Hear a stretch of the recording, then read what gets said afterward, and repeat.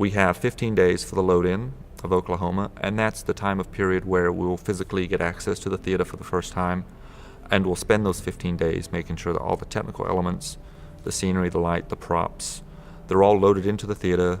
Being on the scenery run crew entails loading in all the scenery before the show opens. We're there for all the tech rehearsals. We move the scenery during the scene changes, and then once the show closes, we load the entire scenery out.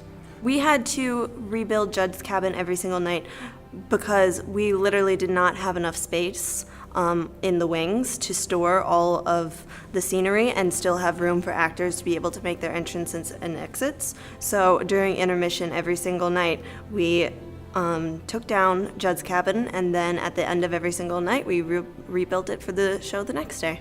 The tech rehearsal is going to be about 10 days, and tech is that magical time in the theater we all hate, where everybody is there at all one time, actors are on stage for the first time with all the other technical elements, and we try and move through in a logical process that gets all those elements and the actors working together in sync.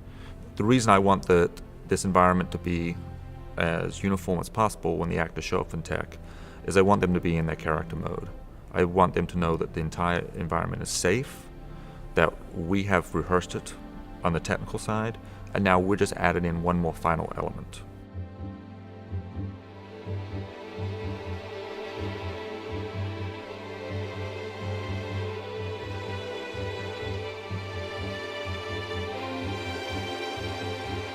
We wanted to stay true to the original, but also bring what we ourselves had to offer.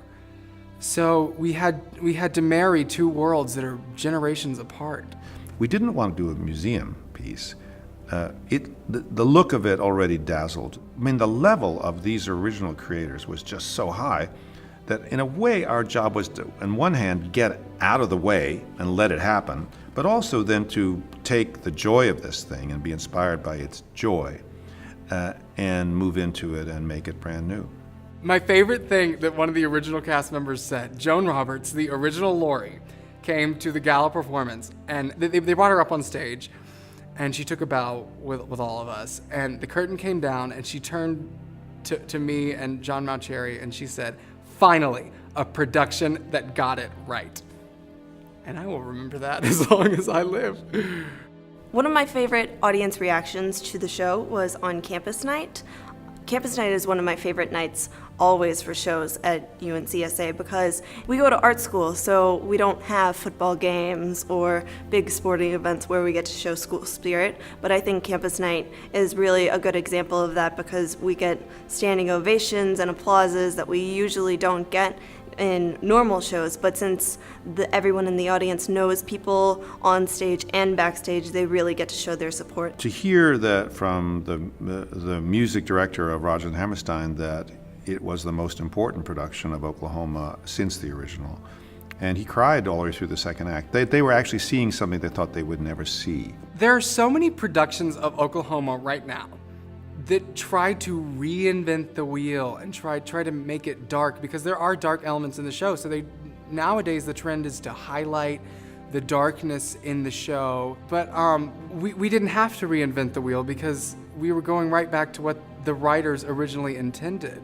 It was about finding the purity of gesture, purity of storytelling in the wake of a devastating world war, knowing that they were going to be performing for people who were going to go off to die for something, and that something was America and freedom. And so when we were rehearsing Oklahoma, when we were understanding its context, and in today's world, which is equally fraught with possibility and with danger, like any time in history, that's what the cast was putting into every word and every gesture.